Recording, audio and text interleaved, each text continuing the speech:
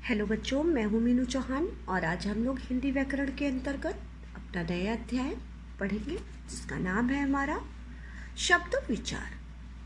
तो सबसे पहले हम ये समझ लेते हैं शब्द है क्या और शब्द किसे कहते हैं।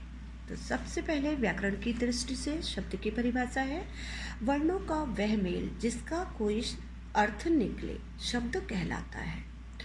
यानी कि ऐसा कोई वर्णों का मेल जिसका कोई सार्थक शब्द हो और जिसका कोई सार्थक अर्थ निकले उसे हम शब्द कहते हैं। जैसे कैलाश, विद्यालय, टमाटर, समूह इत्यादि, इनका अर्थ निकलता है।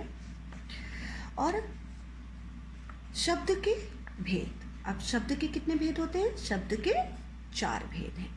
उत्पत्ति के आधार पर, रचना के आधार पर, प्रयोग के आधार पर और अर्थ के आधार पर। तो सबसे पहले हमारा उत्पत्ति के आधार पर शब्द के भेद। और उत्पत्ति के आधार पर भी शब्द के 4 भेद होते हैं। नंबर 1 तत्सम शब्द, नंबर 2 तद्भव शब्द, नंबर 3 देशज, नंबर 4 विदेशी शब्द। तो सबसे पहले हम देखेंगे हमारा तत्सम शब्द, यानी तत्सम शब्द किसे कहते हैं। तो सबसे पहले हमारा है तत्सम का मतलब होता है, तत्सम यानी भारतीय भाषाओं में उत्पत्ति संस्कृत से हुई है और भारतीय भाषा की जननी संस्कृत है। और तत्सम शब्द जो है संस्कृत भाषा का है और संस्कृत तत्सम का मतलब होता है तत् प्लस सम, यानी कि जैसा है वैसा ही बोला जाए, यानी ज्यों का त्यों प्रयोग किया जाए, उसे हम तत्सम कहते हैं। जैसे अग्नि, पुस्तक, घृत, वानर, सूर्य इत्यादि। यानी संस्कृत के वे शब्द जो हिंदी में ज्यों के त्यों प्रयोग किए जाते हैं वे तत्सम शब्द कहलाते हैं। अब तद्भव शब्द क्या है? संस्कृत के वे शब्द जिनका हिंदी में आने पर रूप बदल गया है उन्हें हम तद्भव शब्द कहते हैं। जैसे आग, घी, बंदर, सूरज, दही, हाथी, दांत आदि। अब हमारा हो गया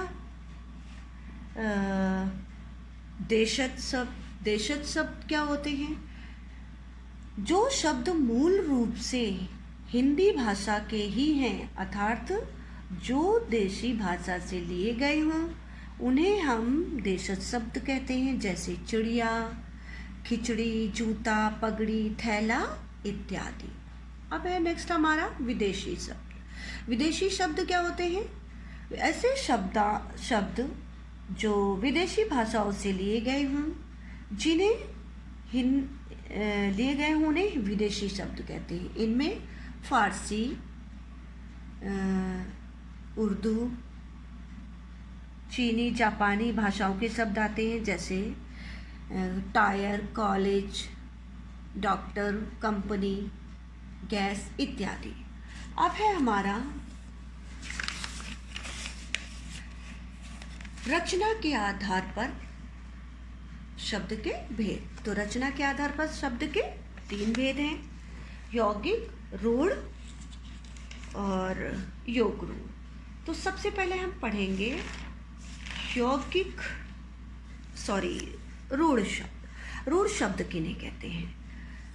जो शब्द एक निश्चित अर्थ में प्रयोग किए जाते हैं और अपने आप में पूर्ण होते हैं वे रूढ़ शब्द कहलाते हैं। जैसे आपने पढ़ा आदमी, अनार, पानी, फूल इत्यादि। अगर इनके टुकड़े कर दिए जाएं तो इनका कोई अर्थ नहीं निकलेगा। जैसे अनार है, अब हम इसको अ न र लिखेंगे, प न और नी लिखेंगे तो इनका कोई अर्थ नहीं होगा।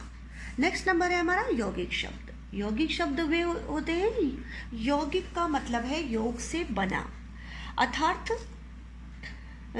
वे शब्द जो 2 या 2 से अधिक शब्दों के योग से बने हों यौगिक शब्द कहलाते हैं। जैसे रसोई घर, पाठशाला इत्यादि। नेक्स्ट नंबर है हमारा योग रूढ़ शब्द। तो योग रूढ़ शब्द हैं जो शब्द दो या दो से अधिक शब्दों के मेल से बने हों पर किसी विशेष अर्थ को दर्शाते हों, उन्हें योग रूढ़ के शब्द कहते हैं। जैसे हिमालय, हिम प्लस आलय, जैसे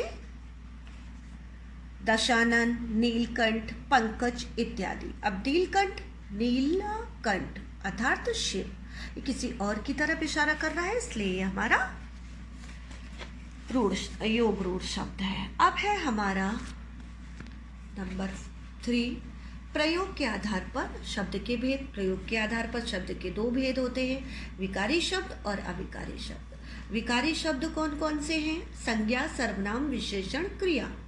यानी विकारी शब्द जो वो होते हैं जिनमें लिंग, वचन, पुरुष, कारक, काल आदि से प्रभावित होकर बदल जाते हैं। और अविकारी शब्द क्या होते हैं? अविकारी शब्द कभी और किसी परिस्थिति में अपने आप को नहीं बदलते।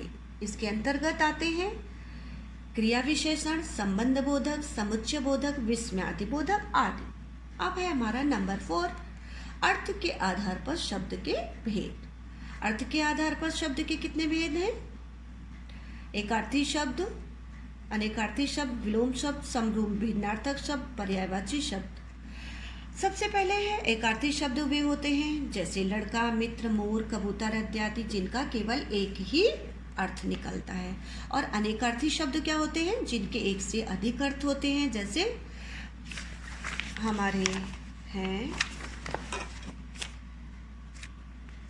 हमारे हैं उत्तर।